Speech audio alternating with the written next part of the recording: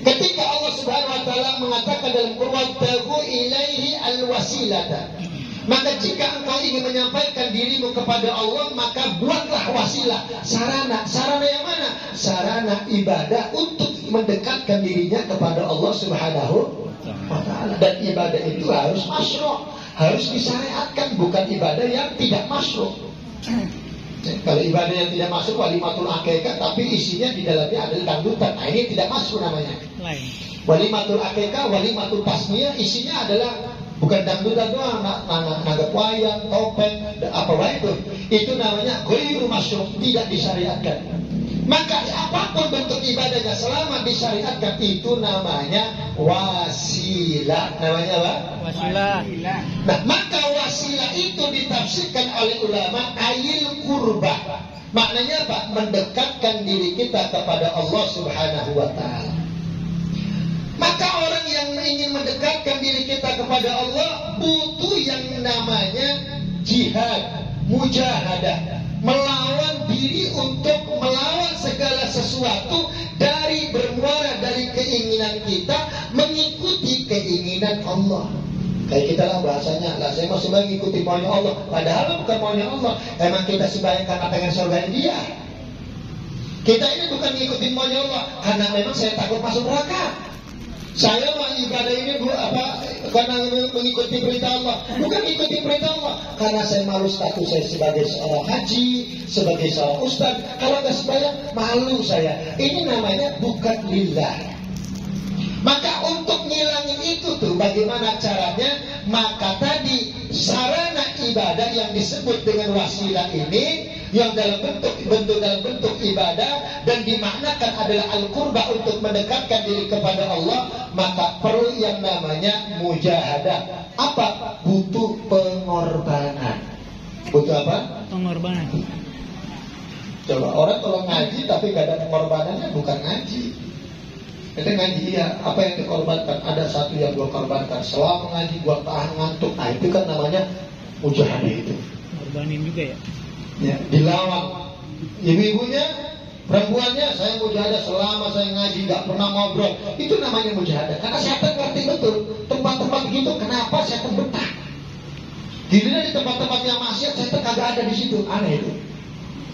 Nah maka dari itu inilah yang dimaksudkan. Jadi salah satu manfaat dan faedah akikah itu adalah untuk mendekatkan diri kita kepada Allah, dan mendekatkan itu namanya wasilah, dan wasilah itu adalah semua ibadah namanya wasilah dan dijadikan untuk pendekatan diri kita kepada Allah Subhanahu wa taala.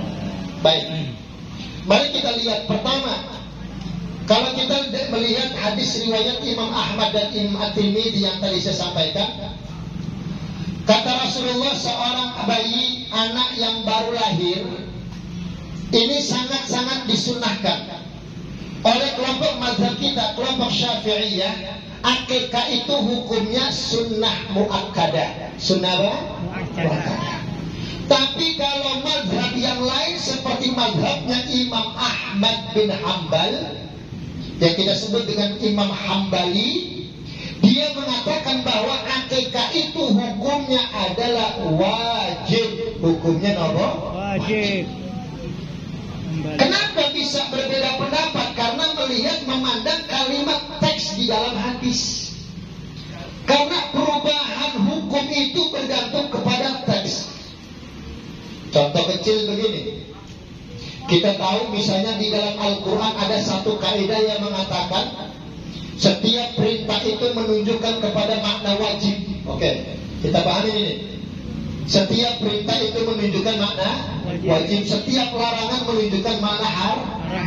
Oke, sekarang setiap perintah itu wajib, setiap larangan itu namanya haram. Apakah itu dijadikan patokan? Enggak. Bergantung kepada kalimat yang digunakan. Mari kita lihat contoh. Nabi dulu pernah melarang orang berziarah kubur, kemudian memerintahkan ziarah kubur. Dulu Nabi bilangnya apa? Kuntu nahaitukum an ziyaratil kubur. Dulu kata Nabi, aku pernah melarang kalian untuk ziarah kubur. Asbabnya apa? Karena praktek cara ziarahnya tidak sesuai dengan syariah. Ya persis lah kayak zaman sekarang ini. Ya sudah sana maksudnya, karena di sebelah sini. Kalau sebelah sini kok Gigara, Wali Songo sampai Wali 20 juga, insya Allah gak ada kayak gitu. Di tempat ziarah gak ada yang namanya tempat-tempat kuburan, ngambilin batu tanah ikat bawa. Nah ini nggak ada kalau kita. Ini sebelah sore yang pinggir laut lah yang nggak ada pengajian. Ini kebanyakan melakukannya banyak unsur syirik di dalamnya. Sehingga apa? Sehingga Rasulullah melarang. Jangan kau lakukan ziarah. Kemudian dalam waktu kurun yang singkat Rasul langsung mengatakan bazuruha, hadis tempat waktu yang berbeda digabungkan di dalam satu hadis, maka bazuruha, maka berziarah kamu, fa innaha tuzakkirukal akhirah, karena ziarah akan mendekatkan diri kamu kepada Allah dan juga kepada akhirat. Pertanyaannya, Rasulullah mengatakan zur itu kan fi'il amar. Berziarah kamu, amar perintah. Perintah itu menunjukkan makna wajib. Berarti ziarah itu hukumnya wajib. Betul wajib. Kalau bapak nggak ziarah hukumnya dosa nggak kalau begitu? Dosa. Dosa nggak? Dosa. Dosa nggak? Dosa. Menang itu ya. Orangnya tahu dari belakang. Di kita, saya kalau gini, kalau dilihatin, insya Allah kalau dilihatin, kalau tanya jawab aktif, insya Allah paling juga 15 menit kelar. Tapi kalau bercium juga sampai 2 jam. Oke ya Pak, perhatikan nih. Jawab. Jadi kalimatnya fazuruha, maka berziarahlah kamu. Hukumnya wajib kalau kita lihat teks redaksi kalimatnya. Kenapa? Karena kaidah dalam Islam itu mengatakan setiap perintah menunjukkan kepada makna wajib. Apakah semua amar perintah itu wajib? Nah, ini butuh diteliti kembali. Oke, contoh kecil, saya hentikan sampai situ. Umpamanya nih, Pak, contoh kecil. Saya lagi minum, Pak, lagi minum es nih. Lagi minum es, emang lagi aus main bola. Main bola, saya minum es baru dikit banget. Teman saya minta. Begitu minta, dia minum blok sampai sini, Pak. Udah dihabis terus saya bilang apa? Kemudian saya bilang isyrab kullu, minum semuanya. Kan isyrab kullu kan maknanya bil amar. Apakah dia wajib, ini maknanya perintah wajib untuk minum semuanya? Kira-kira apa maknanya ini? Kalau bahasa kitanya gini Pak nih, saya lagi minum es Pak baru dikit, saya malah lagi haus banget. Tiba-tiba Bang Ada minta dong dikitnya sampai habis gini. Terus katanya udah habisin aja Bang. Itu kira-kira perintah wajib apa nyindir kira-kira? Nyindir. Di Quran banyak kalimat sindiran yang disampaikan kepada orang-orang munafik. Seperti Allah mengatakan dalam Al-Quran, wa'amalu ma syi'tum, kata Allah, beramallah kalian, terserah kalian amalnya mau bagaimana. Apakah ini perintah yang wajib? Oh enggak, ini tahdid. Ini namanya Allah memberikan peringatan kepada mereka orang kafir, orang munafik, hati-hati kalian. Jangan beramal tanpa ada perintah dari saya, kata Allah. Begitu juga dalam persoalan yang tadi, ya, dalam persoalan fazuruha, maka berziarahlah kamu. Akhirnya apa? Kata ulama, dulu Nabi melarang, sekarang Nabi memerintahkan. Kalau digabungkan perintah sama larangan sama-sama kuat. Perintah wajib, larangan haram. Apa kata ulama? Ketika ada perintah jatuh setelah makna larangan, ketika ada perintah jatuh setelah larangan, ya dulu alal ibahah, ini menunjukkan kepada makna mubah. Artinya apa? Boleh saja berziarah kubur. Dari mana kalimat itu kita dapatkan? Nggak ditemukan.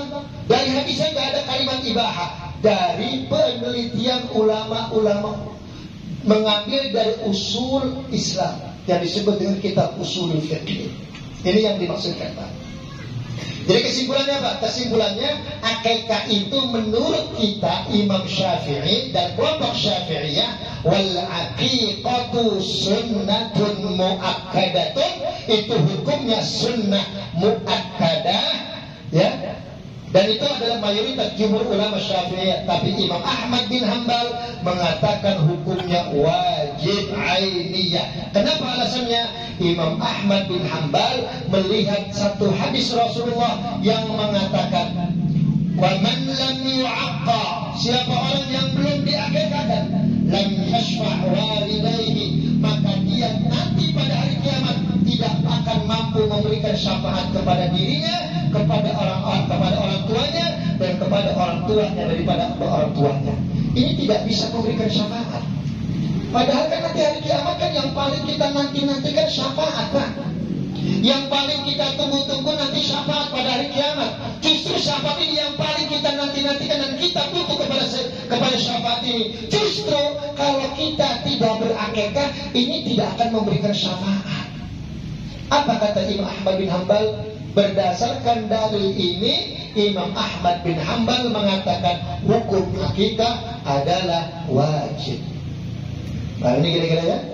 Nah, maka dari itu, ini yang berbeda pendapat, ambil pendapat yang mana. Makanya kalau kata ulama bilang, ya kata pendapat ulama mengatakan perbedaan ulama itu pendapat ulama jadikan rahmat buat kita. Gitu kan? Ada seorang ulama menuliskan dalam satu kitab, kata ulama bilang khilaful a'immah rahmatun, perbedaan ya pendapat ulama-ulama itu dinamakan rahmat buat kita. Alhamdulillah. Cuman rahmatnya jangan ambil rahmat yang yang rada gampang-gampangan dikit. Ya. Kita kan ngambilnya yang gampang-gampangan ya. Iya, enteng. Yang enteng-enteng dah. Misalnya kayak terawih antara 20 rakaat sama 8. Kita ngambilnya mana? 8. Jawabannya 8 sunnah Nabi. Yang 20 sunnah sahabat. Yang mana Nabi sama sahabat? Mantap bener. Lepas begitu. Iya. Giliran suruh sedekah infak buat majlis juga. Yang dikit, yang penting ikhlas. Lain lagi ceritanya betul. Nah, maka dari itu ini makna kurban. Nih kita duduk pada malam ini mewakafkan waktu kita mendengarkan apa yang disampaikan oleh guru kita Haji Nasrullah dan juga berzikir bersama dengan beliau. Ini sudah dihitung sebagai amal kita dan ini adalah untuk mendekatkan diri kita kepada Allah. Jika kita niat dengan baik duduk di majlis ini, maka mendapatkan 3 pahala. Pahala pertama, niat taklimnya dapat. Yang kedua, konsentrasi khusyuk mendengarkan semua apa yang disampaikan oleh gurunya. Yang ketiga, ya, menghormati majlis dan ilmu gurunya. 3 ini kalau kita lakukan dengan baik, maka ini yang mendapatkan pahala dari Allah Subhanahu wa ta'ala. Kadang-kadang kan kita kagak bang ngaji saat berangkat ya, bawa kitab ya kagak, bawa buku ya kagak, paling ujung-ujungnya pulangnya bawa besan dah. Itu berdua coba. Itu lebih bagus. Saya mah yang penting bang agenda ngaji datang duduk paling depan, kemudian abang dengerin dengan baik, gak bawa buku, yang penting mata terang. Gitu. Kalau ditanya jawab, jawab yang baik. Gitu. Ini orang mana udah nawaitu baik, nawaitu tidur dan. Ya baik. Mari kita lihat apa kata Rasulullah bilang. Anak kecil yang disunahkan untuk diakikahkan itu adalah ketika masa usianya sudah 7 hari. Masa usianya berapa hari? 7 hari. 7 hari. Kenapa dengan 7 ini? Karena bilangan yang kan gini Pak, Allah bikin bilangan itu sesuai dengan angka 1, di atas 1 berapa? 2. 7. Nggak ada 2. Di atas 1 namanya 7. Di atas 7 namanya 8. 30 yang disebut 1 bulan. Di atas 30 namanya 1 tahun. Cari Pak bahasa Arabnya kalimat yang berbeda kecuali 1, 7, sebulan, setahun. Di atasnya abadal abidi. Coba sekarang bahasa kita begini Pak. Ini namanya 1 hari. Dalam sini loh, udah begini gitu. Ini namanya apa? 1 hari. 1 hari bahasa Arabnya apa? Yaumun. Al-yaum. Oke. Terus 1 hari. Kalau begini berapa namanya? 2 apa? 2 hari. 2 hari. Ya, apa namanya 2? 2 hari. 2 hari. Harinya diulang nggak? Diulang. 1 hari, 2 hari, 3 hari. Kan harinya diulang. Jangan diulang. Bagaimana caranya? 1 hari langsung seminggu nggak mengulang kalimat hari. Makanya seminggu dikasih nama yang beda. Begitu juga bahasa Arab. Bahasa Arab 1 hari al-yaum. 2 hari yaumani. Kan ulang-ulang yaum juga. Yaumani itu sama dengan yaumun. Kan gitu. Nah maka di atasnya itu namanya seminggu usbu'. 1, 7. Tuh 7 itu adalah bilangan. Nah makanya sunnahnya orang ketika berakikah itu di hari ke-7. Kalau kita punya duit. Kalau enggak, hari yang ketujuh gak bisa gimana? Boleh katanya 14 hari lah. Hari ke-14. 14 gak bisa, boleh ke 21. 7, 14, 20. Kalau 21 nggak bisa juga, udah kata Imam Tirmidzi bebas mencari hari yang materi bebas juga bebas. Kalau nggak begitu tuh ini, yang penting kalau punya duit langsung beli. Siapa? Yang kedua, jangan sampai mencapai akil balik. Kalau sudah akil balik, maka Bapak Umar ini sudah gugur kewajibannya kepada anaknya. Kalau sudah balik, kalau balik maka hak itu diberikan kepada anaknya untuk membeli kambing dewek, potong dewek, namain dewek, semuanya serba dewek. Kenapa? Karena Nabi pun melakukan hal yang sama. Wa kana sallallahu alaihi wasallam haqqa nafsahu ba'da nubuwah. Rasulullah sallallahu alaihi wasallam mengakikahkan dirinya untuk yang kedua kalinya setelah beliau ba'da nubuwah, setelah beliau diangkat menjadi seorang nabi dan rasul. Ini dalil boleh akikah setelah balik. Cuman kan kita, bayangan saya Pak, kalau akikah itu kan ada bayinya muter-muter gitu kan ya. Saya pernah menyumbang. Ada orang datang, ya orang sudah tahu dah, sudah kan luas juga. Datang katanya, tolong nanti akikah rumah saya. Oh siap. Hari Minggu saya datang sana. Gitu datang udah selesai, baca lagi, baca. Berjanji murayya talaqla usana mahalul qiyam. Itu dia bayinya mana yang diputerin. Terus saya berbeda ngomong, ya Allah katanya ini lihat masya Allah laki-laki udah 7 tahun. Ya Allah. Tapi lah kalau misalnya kudu digotong juga repot. Berontak dia. Kalau besok nih malam minggu saya diundang dia bisa tahu itu. Paling pojok saudara-saudara pojok. Ya, dia minta juga akikah. Kata saya tahu saya menanya lu ini bocor berapa ilmu lu nih. Dan sampai saya nyatin gunting yang potong bukan keluar kan. Ya Allah. Enggak, kalau itu yang diakikahin ya bocah baru udah hampir 6 bulan kata saya. Ya udah enggak apa-apa lah. Ya, kalau misalnya udah bisa jalan suruh jalan dewek. Tuntun ya. Gitu suruh jalan dewek, suruh bawa lilinnya dewek kan dia ngapain? Apalagi kalau ini yang bagian potong ya. Komentar suruh jalan dewek 3 begitu sudah. Paham ya? Nah ini hari ketujuh betul. Jadi nggak bisa ke-7, 14, 21. Kalau nggak bisa kata ulama fa'illam yatasayyar fabi ayyi yaumin al ayyam. Terserah harinya kamu pilih apa saja. Kenapa demikian? Karena hadis riwayat Imam Tirmidzi sumbernya dari sahabat Samurah radhiyallahu taala anhu menyatakan la ba'sa an yu'aqqa anhu bis sabi'is salis. Ini tidak jadi masalah orang diakikahkan pada minggu yang ketiga. Minggu yang ketiga berarti 7 tambah 7 tambah 7 berapa? 20. Nah, berarti kan 7 angka yang disebutkan Nabi, 21 angka yang disebutkan dalam dalam hadis Rasulullah yang keduanya riwayat daripada Imam Tirmidzi bersumber dari sahabat Samurah radhiyallahu taala anhu Allah. Ini yang dikatakan oleh ulama.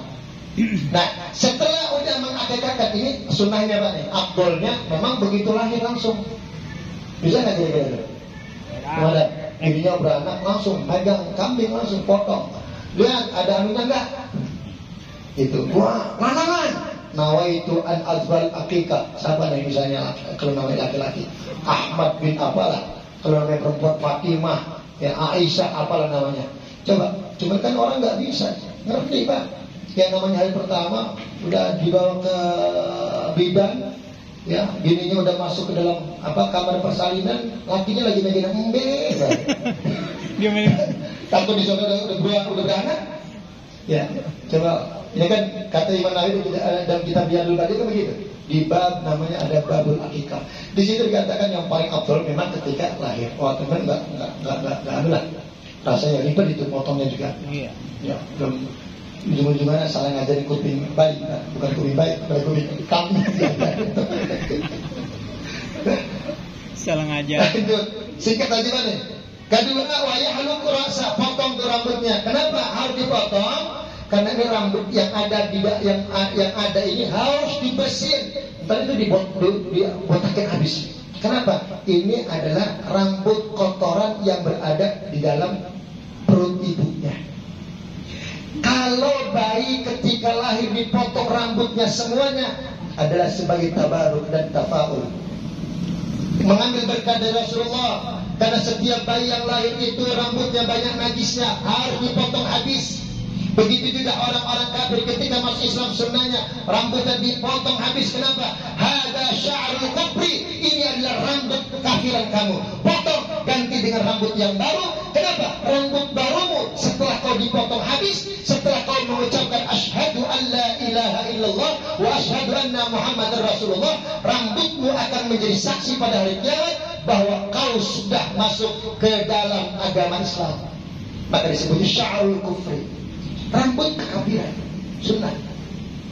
Ya. Nah, ini salah satunya wa yahluqu ra'sahu, dan kemudian dipotong daripada rambutnya. Nah, kalau tadi cuma simbalik, nah, kalau semuanya motong kanjinas, waduh, repot, bayarnya berbanyak gede itu. Potong semua. Nanti dibawa ke tukang cukur datang, dipotong semua. Setelah dipotong, dikumpulkan tuh rambutnya, kemudian ditimbang. Setelah ditimbang, kemudian dijadikan emas. Nah, kemudian setelah dijadikan emas apa? Emasnya diuangkan lagi untuk diberikan makanan dan disedekahkan kepada fuqara wal masakin. Tapi kata Imam Nawawi, afdal bagi orang yang mencukur rambutnya. Jadi uang tersebut ataupun rambut yang telah diganti dengan apa tadi? Emas itu boleh diberikan kepada orang yang mencukur rambut bayi tersebut. Ini salah satu pendapat Imam An-Nawawi rahimahullah ta'ala. Nah, maka di sini dikatakan wa yahluqu ra'sa, dan dipotong rambutnya. Kenapa tadi? Karena ini rambut najis yang harus dibersihkan. Dan yang terakhir wa yusamma, dan kemudian diberikan nama. Nama di sini yang dimaksudkan adalah ad-du'a'u, namanya maksudnya adalah doa. Awas, nama ini merupakan doa yang Nabi sampaikan, innakum tad'una yaumal qiyamah bi asma'i abaikum. Ingat, nanti pada hari kiamat kalian akan dipanggil oleh Allah dengan nama-nama bapak-bapak kalian. Maka apa kata Nabi? Fahsinu asma'akum, maka perbaikilah nama kalian, bikin nama yang bagus. Nanti malu manggilnya. Orang dari masyrik sampai maghrib berkumpul pada mahsyar, jutaan, ribuan, miliaran manusia dari Adam sampai hari kiamat, sampai sekarang kumpul semua manusia pengen menyaksikan siapa sih penduduk surga yang dipanggil oleh Allah nanti. Dipanggil Bapak Tulkium, kalian tidak buat itu, atau Bapak apa namanya? Misalnya Bapak apalah, Bapak Acul, apakah kurang bagus? Maka kata Nabi, fahsinu asma'akum, maka perbaikilah nama-nama kalian. Nah, hati-hati nih, nama kesannya hal yang biasa, tapi itu merupakan doa. Alhamdulillah. Kata siapa? Ulama udah sepakat. Bahkan ulama yang kontroversi seperti Syekhul Islam Ibnu Taimiyah mengatakan nama doa bukan hanya nama yang bagi orang hidup, sampai nama bagi orang yang mati pun itu doa juga. Apa kata Syekhul Islam Ibnu Taimiyah? Beliau mengatakan orang yang meninggal sunnah untuk diberikan nama dengan sebutan nama almarhum. Artinya apa? Almarhum, orang yang diberikan rahmat oleh Allah Subhanahu wa ta'ala. Makanya kelompok Salafi masih ada penyebutan istilah kata almarhum. Kenapa? Karena guru besar mensunat menyebutkan kata-kata almarhum dengan al-maghfur. Itu salah satu bagian. Kenapa? Karena ini merupakan doa buat orang yang meninggal dunia, begitu juga doa buat yang masih hidup. Alhamdulillah. Apalagi tadi namanya udah bagus banget, udah luar biasa ini. Ya, dan Syauqi apa tadi itu? Ya, mudah-mudahan kita doakan, kita baca suratul Fatihah, mudah-mudahan Allah jadikan anak yang saleh, anak yang berbakti kepada orang tuanya, anak yang berguna bagi nusa bangsa dan agama, anak yang betul-betul menjadi aset yang paling berharga nanti pada hari kiamat buat orang tuanya. Alladzina sabaquna bil iman. Al-Fatihah. Bismillahirrahmanirrahim. Ar-Rahmanir-Rahim. Maliki yaumiddin. Iyyaka na'budu wa iyyaka nasta'in. Ihdinas siratal mustaqim. Siratal ladzina an'amta 'alaihim ghairil maghdubi 'alaihim waladdallin. Barangkali itu saja dari saya. Assalamualaikum warahmatullahi wabarakatuh. Waalaikumsalam warahmatullahi wabarakatuh. Syukran, terima kasih.